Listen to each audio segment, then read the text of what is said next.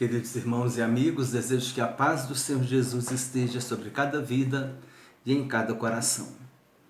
Vamos hoje dar continuidade ao nosso seminário teológico. Estamos no módulo 2, abordando sobre seitas e heresias.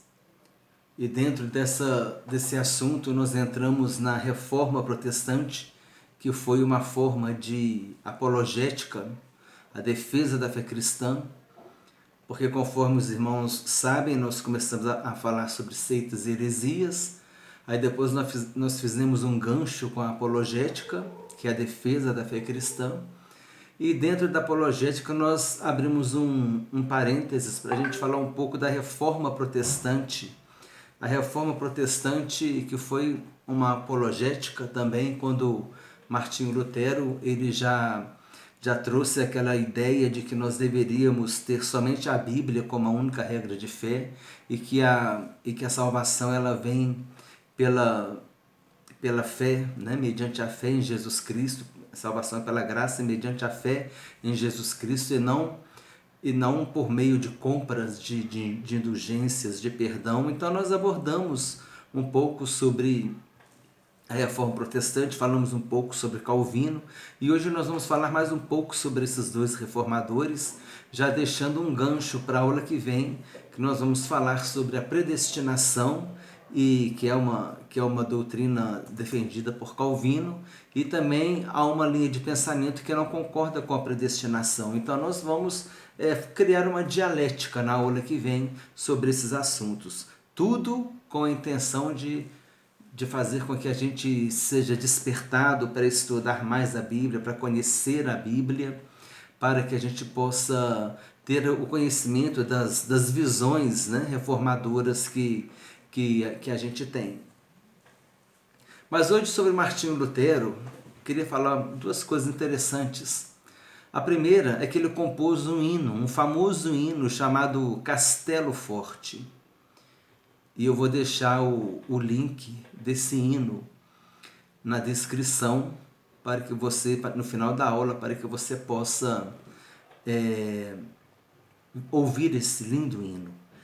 E depois, agora, o segundo assunto sobre Martinho Lutero, eu gostaria de terminar de falar a respeito de Martinho Lutero, mostrando 15 frases selecionadas. Martinho Lutero, ele é autor de várias frases. Eu separei 15 para que a gente possa enriquecer o nosso conhecimento. E há frases interessantes aqui. A primeira, tudo está na descrição do vídeo, você pode acompanhar. A primeira é: quando o povo é impedido de conhecer as Escrituras, a salvação também é impedida. É claro, porque o plano da salvação está na Bíblia. Se você não conhecer a Bíblia, você não conhece o plano da salvação. E aí nós vamos lá em 2 Coríntios capítulo 4, versículo 4, quando Paulo diz que se o nosso evangelho é encoberto, é para os que se perdem que está encoberto, porque o Deus deste século tem cegado o entendimento dos incrédulos, para que não lhes resplandeça a luz do evangelho da glória de Cristo. O diabo não quer que a luz do evangelho brilhe sobre a vida das pessoas. Por quê? Porque o evangelho é o poder de Deus para a salvação de todo aquele que crê. Romanos capítulo 1, versículo 16. Número 2. A religião não é conhecimento doutrinário, mas sim sabedoria nascida da experiência pessoal. Eu entendo aqui até mesmo, né, da experiência pessoal que você tem com o Senhor Jesus Cristo. Mente vazia é oficina do diabo. Essa aqui muita gente conhece. A quarta. Qualquer ensinamento que não se enquadre nas Escrituras deve ser rejeitado, mesmo que faça chover milagres todos os dias. Interessante. Aí está acontecendo milagre, mas está fora da Bíblia, tem alguma coisa errada. Faça o sermão sobre o que quiser, mas nunca por mais de 40 minutos. Martinho Lutero está dando uma aula de homilética aqui, né? A gente precisa ter esse cuidado para não ficar pregando mais do que 40 minutos. É interessante a gente ter essa mensagem. É uma mensagem de 20, 25 minutos, a 30 minutos, você já traz um bom conteúdo, você traz uma boa mensagem, porque não é pelo muito falar, né? Mas é claro que há momentos que, em algum momento, um culto de festividade, alguma coisa, pode ser que tenha uma pregação mais longa. Mas ele deixa essa dica aqui. Nunca por mais de 40 minutos. Mas sempre com a liberdade do Espírito Santo, amém? O nosso trabalho é levar o Evangelho aos ouvidos. E Deus levará dos ouvidos para os corações. Olha que interessante. Nós temos que pregar o Evangelho. Temos que semear a semente, o crescimento vem de Deus. A mentira é como uma bola de neve, quanto mais rola, tanto mais aumenta. A oração é o suor da alma.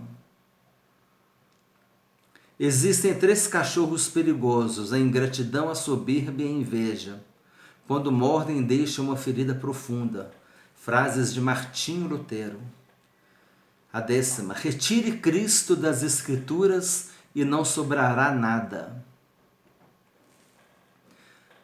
11ª, o verdadeiro tesouro da igreja é o Santíssimo Evangelho da glória e da graça de Deus. 12ª, se eu deixar de gastar 2 horas em oração cada dia, cada manhã, o diabo consegue a vitória no decorrer do dia.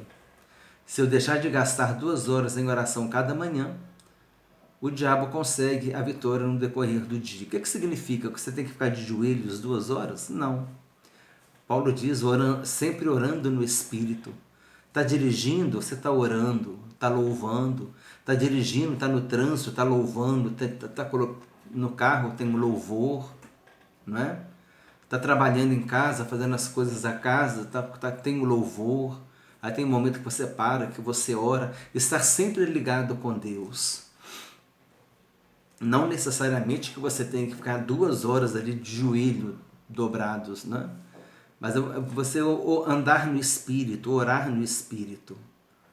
Está andando na rua, ora no Espírito, vai falando com Deus. Castelo forte é o nosso Deus, espada e bom escudo. Ele gostava desse termo, né? Castelo forte. Ele fez um hino cujo nome é Castelo Forte. E o link estará no final da aula. Você não pode impedir que um pássaro pouse em sua cabeça, mas pode impedir que faça um ninho. Ou seja, você não pode...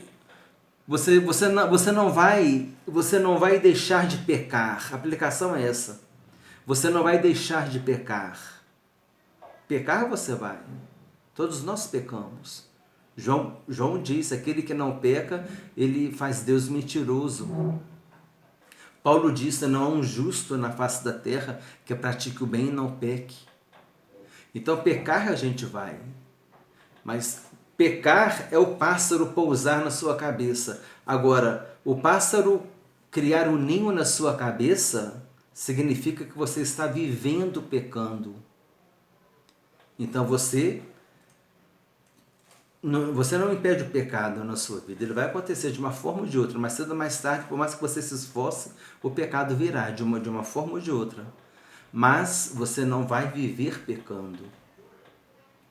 Certo? Então, é interessante essa aplicação. Você não pode impedir que um pássaro pouse em sua cabeça, mas pode impedir que faça um ninho. Hoje tenho muito a fazer, portanto, hoje eu preciso orar muito. Então, é uma aplicação interessante também, né? E nós, como cristãos, temos muito a fazer. E compartilhar de Jesus Cristo é o nosso principal trabalho, não é, irmãos? Agora falar um pouco sobre Calvino, para a gente fechar também. João Calvino faleceu em 27 de maio de 1564, prestes a completar 55 anos em Genebra, na Suíça. Ele morreu em Genebra, na Suíça. Calvino também deixou contribuições nas áreas social e econômica, acentuando valores como a solidariedade, a compaixão e a justiça social. Nós já vimos isso, é apenas uma breve revisão, mas há alguns assuntos aqui que não foram abordados na última aula. No âmbito religioso, Calvino é considerado o pai da tradição protestante reformada, que engloba presbiterianos, congregacionalistas, parte dos batistas e parte do anglicanismo. Então, presbiterianos, congregacionalistas, uma parte dos batistas e parte do anglicanismo segue essa teologia reformada de Calvino. Ele deixou muitas obras publicadas e seguidores do sistema que mais tarde foi chamado de calvinismo em todo o mundo. Ele deixou obras publicadas e seguidores, eles foram chamados de calvinismo, de calvinistas, né? E seguiram o sistema, o calvinismo. Na Europa Ocidental foram chamados de huguenotes na França, presbiterianos na Escócia, puritanos na Inglaterra e protestantes na Holanda. Isso é um pouco de informação histórica, mas é sempre bom a gente conhecer a história, irmãos, a gente conhecer a história do protestantismo em nível mundial e a gente conhecer a história do protestantismo também em nível nacional, como veio o protestantismo para o Brasil. Esse é um assunto que no futuro eu quero trabalhar com os irmãos, a história do protestantismo no Brasil, é muito interessante. 2.5. Do século XVI até a contemporaneidade, o cristianismo de orientação calvinista tem se espalhado por toda a terra. No campo das missões, Calvino acolheu e treinou indivíduos que implantaram igrejas reformadas nas mais diferentes regiões da Europa. Tinha uma visão missionária também. 2.6. Em 1557, o reformador de Genebra foi responsável pelo envio de um pequeno contingente de huguenotes à Baía da Guanabara, no Brasil, onde o militar Nicolas Durand de Villegagnon havia estabelecido uma colônia, a França Antártica. Esse grupo realizou o primeiro culto protestante da história das Américas, empreendeu a primeira tentativa protestante de evangelizar os indígenas brasileiros e produziu um documento de singular beleza e profundidade, a Confissão de Fé da Guanabara.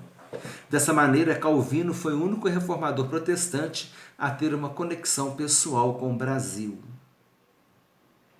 2.7. O seu famoso mote: o meu coração te ofereço, ó Senhor, de modo pronto e sincero, com a imagem de uma das mãos segurando um coração e a inscrição das palavras em latim: Cor meo tibi offero Domini, propet et sincere, que significa: meu coração a te ofereço, ó Senhor, com prontidão e sinceridade. Gostaria de trabalhar agora 4 conceitos teológicos importantes para a gente poder terminar a aula. E esses 4 conceitos são eleição, predestinação, reprovação e a presciência. O que é eleição? É a escolha dos indivíduos que serão recebidos como filhos de Deus através da obra da redenção. A eleição pode ter, então, o primeiro sentido da eleição, qual que é? São aqueles que serão recebidos como filhos de Deus por meio da obra da redenção, os eleitos. Eleitos por Deus para a salvação. E tem também mais 2 sentidos na Bíblia. A eleição de Israel para um serviço especial. A referência bíblica que eu usei foi Deuteronômio capítulo 4, versículo 37. O texto bíblico diz assim: porquanto amou teus pais e escolheu a sua descendência depois deles, e te tirou do Egito, ele mesmo presente, e com a sua grande força. Então aqui está falando da eleição de Israel, a escolha de Israel. E também tem outro sentido a palavra eleição, né? A eleição pode ser entendida também quando a pessoa é escolhida para uma determinada função, um determinado ofício. Arão foi eleito para ser sacerdote. A tribo de Judá foi eleita para ter ali a linhagem real, né, dos reis. Jesus é leão da tribo de Judá, é descendente de Davi. Então, indivíduos eleitos para o exercício de determinado ofício ou serviço. algumas referências bíblicas, eu usei Deuteronômio capítulo 18, versículo 5. Porque o Senhor teu Deus o escolheu de entre todas as tuas tribos para ministrar em o nome do Senhor, ele e seus filhos, todos os dias. Então, como eu falei, tem lá a tribo de Levi, que foi escolhida eleita, né, escolhida para a linhagem sacerdotal, a tribo de Judá, que foi escolhida para a linhagem real. Nós temos aqueles homens que foram eleitos, né, que foram escolhidos, Moisés. Então, existe eleição no sentido de se cumprir um ofício, um chamado. Existe a eleição de Israel e existe a eleição para a salvação. Então, esses três entendimentos do termo eleição. Predestinação é o destino dado aos eleitos. Essa destinação ocorreu na eternidade, por causa disso é usado o termo predestinação. Vai ser o assunto da próxima aula, que diz que as pessoas já está definido quem vai ser salvo e quem não vai ser salvo. E há questionamentos a respeito disso, e não é agora que nós vamos falar sobre isso, estou apenas apresentando os termos, na próxima aula a gente vai discorrer sobre isso. Reprovação é o oposto da eleição. Os não eleitos recebem a reprovação por parte de Deus, por causa dos seus pecados. Os que não são eleitos e predestinados à vida eterna serão destinados à condenação. Aqui também entra aquele assunto a respeito dos anjos eleitos e os anjos não eleitos. Quem são os anjos eleitos? São aqueles que guardaram o seu estado original e mantiveram a sua fidelidade a Deus. E os anjos não eleitos são aqueles que se rebelaram contra Deus, né? e foram expulsos, né? Eles perderam o estado. Judas diz que eles perderam o estado original. Judas e Pedro falam sobre isso, que eles perderam o estado original, abandonando o seu próprio domicílio. Qual era o domicílio onde esses anjos estavam? Era o céu. Presciência é a realidade de que Deus conhece todas as coisas antes que ela aconteça. Então são esses 4 termos que eu gostaria de apresentar. Então, um resumo da aula de hoje, nós falamos sobre Martinho Lutero, sobre o hino que ele fez, o Castelo Forte. O link está na descrição do vídeo. Nós falamos sobre as 15 frases de Martinho Lutero. Você que quer conhecer mais, faz uma pesquisa na internet, busque lá frases de Martinho Lutero e você vai encontrar muitas frases dele lá. Eu elegi apenas 15 para não sobrecarregar muito o estudo, apenas a título de informação. Falamos sobre Calvino, sobre a herança de Calvino, né? Deixa na descrição do vídeo a frase que você mais gostou ali dessas 15. Temos 15 frases aqui. Veja, dá uma lida aí na descrição e deixa no comentário. No comentário você deixa a descrição de qual é a frase que você mais gostou. Falamos também sobre a eleição, né, os 4 termos teológicos: eleição, predestinação, reprovação e presciência. E assim nós concluímos essa aula de hoje. Eu creio que foi uma aula muito rica, trouxe muita informação para nós. É importante, irmãos, a gente se dedicar a esse conhecimento, amém? É importante a gente ter conhecimento da história da igreja. A Reforma Protestante é um capítulo da história da igreja. A Reforma Protestante é um capítulo importante da história do cristianismo. Precisamos conhecer os seus desdobramentos, até mesmo antes com os pré-reformadores, né? John Wycliffe, o John Hus, que nós mencionamos aqui, até indicamos alguns filmes, né, a respeito deles. O filme que é a respeito de Lutero, sempre querendo compartilhar com os irmãos e enriquecer o conteúdo com alguma dica. E hoje nós estamos dando a dica desse lindo hino Castelo Forte, de Martinho Lutero. Meus irmãos, então assim nós terminamos a aula. Eu desejo que Deus abençoe a todos ricamente, em nome do Senhor Jesus Cristo. Permitindo o Senhor, na próxima aula nós vamos estudar sobre a predestinação e também vamos estudar sobre essa linha de pensamento, né, desse pensamento da teologia reformada, e também nós vamos trazer aquela linha que contradiz, que se opõe a esse pensamento. E vamos criar uma dialética aqui, um debate, sempre com o objetivo de trazer crescimento e conhecimento na palavra de Deus, nunca com o objetivo de trazer qualquer tipo de desentendimento, qualquer coisa nesse sentido. Porque o importante é o seguinte: você é lavado e remido pelo sangue de Jesus. Você aceitou Jesus como seu Senhor, como seu Salvador. Tem uma vida com Deus e você vai herdar a eternidade com Cristo. Amém? Desejo que Deus te abençoe ricamente em o nome do Senhor Jesus Cristo.